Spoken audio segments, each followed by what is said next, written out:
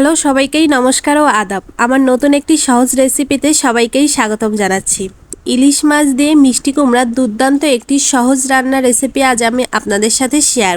তো প্রথমেই আমি কিছু মিষ্টি কুমড়া কেটে নিয়েছি, তার সাথে ইলিশ মাছ নামিয়ে নিয়েছি। আমি অবশ্যই এখানে ফ্রোজেন ইলিশ মাছ ব্যবহার করেছি, আপনারা চাইলে টাটকা ইলিশ মাছও এখানে ব্যবহার করতে পারেন। ইলিশ মাছগুলো আমি আগে থেকে হলুদ লবণ মরিচের গুঁড়া দিয়ে মাখিয়ে রেখেছিলাম, আর সেটাই আমি কড়াইয়ে তেল গরম করে নিয়ে মাছগুলো অনেক সুন্দরভাবে হালকাভাবে ভেজে নিচ্ছি। আমার মাছগুলো ভাজা হয়ে গিয়েছে, মাছগুলো আমি একটি বাটিতে তুলে নিচ্ছি। আর সেই তেলের মধ্যে আর একটু পরিমাণ তেল দিয়ে এখন পেঁয়াজগুলো আমি খুব হালকাভাবে ভেজে নিচ্ছি।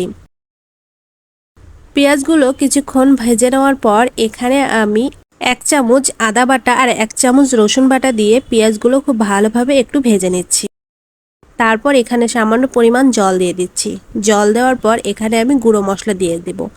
প্রথমে মরিচের গুঁড়ো 1 চামচ দিয়ে দিচ্ছি, 1 চামচ হলুদের গুঁড়ো, 1 চামচ ধনিয়ার গুঁড়ো আর হাফ চামচ জিরের গুঁড়ো দিয়ে একটু ভালো করে মশলাটা কষিয়ে নেওয়ার পর এখানে আমি 1 চামচ লবণ দিয়ে দিচ্ছি। লবণগুলো দিয়ে মশলাটা ভালো করে কষিয়ে নেওয়ার পর ধুয়ে রাখা মিষ্টি কুমড়া দিয়ে ভালো করে সবগুলো উপকরণ নেড়ে নিচ্ছি। আস্তে আস্তে একটু নেড়ে নেওয়ার পর এখানে আমি মিষ্টি কুমড়াগুলো কষানোর জন্য হালকা একটু জল দিয়ে দিলাম, যাতে করে মিষ্টি কুমড়াটা একটু সিদ্ধ হয়ে আসে। 2 থেকে 3 মিনিট পর ঢাকনাটা তুলে দেখব প্রায় আমার জলটা শুকিয়ে গিয়েছে। এই অবস্থায় আস্তে আস্তে মিষ্টি কুমড়াগুলো একটু ধৈর্য সহকারে কষিয়ে নেব। আমার মিষ্টি কুমড়াগুলো কষানো হয়ে গিয়েছে, এখন আমি ঝোলের জল দিয়ে দিব। এমন পরিমাণে ঝোলের জল দিব যাতে করে মিষ্টি কুমড়াটা বাকিটা সিদ্ধ হয়ে যায়, তার সাথে আমার তরকারিটাও রান্না হয়ে যায়। এখানে আমি ঝোলের জল দিয়ে ভেজে রাখা মাছগুলো দিয়ে দিতেছি। মাছগুলো খুব আলতোভাবে হালকাভাবে উপরে দিয়ে দিলাম, দিয়ে ঢাকনা দিয়ে ঢেকে দিলাম। 10 থেকে 12 মিনিট পর ঢাকনাটা তুলে দেখলাম আমার মিষ্টি কুমড়াটা প্রায় এরকম পর্যায়ে চলে এসেছে। আর একটু ঢাকনা দিয়ে ঢেকে মিষ্টি কুমড়ার জলটা আর একটু শুকিয়ে নেব। আমার মিষ্টি কুমড়াটাও সিদ্ধ হয়ে গিয়েছে, তার সাথে আমার তরকারিটাও হয়ে গিয়েছে।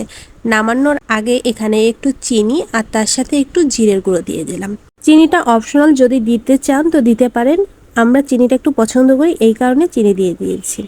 তারপর একটি বাটিতে নামিয়ে পরিবেশন করে নিচ্ছি। দেখুন আমার তরকারি কালারটা কত সুন্দর এসেছে, আর খুব সহজভাবে এই রেসিপিটা রান্না করা যায়। আজকের আমার এই রেসিপিটা কেমন লাগলো অবশ্যই কমেন্ট করে জানাবেন। তার সাথে অন্যদের জানার জন্য আমার ভিডিওটি শেয়ার করে আমার পাশেই থাকবেন।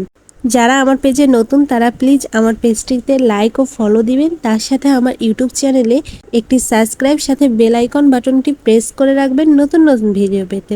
আগামীতে আমার আরও নতুন নতুন সহজ সহজ রেসিপি দেখতে আপনাদের সবাইকেই আমন্ত্রণ জানাচ্ছি। ধন্যবাদ সবাইকে।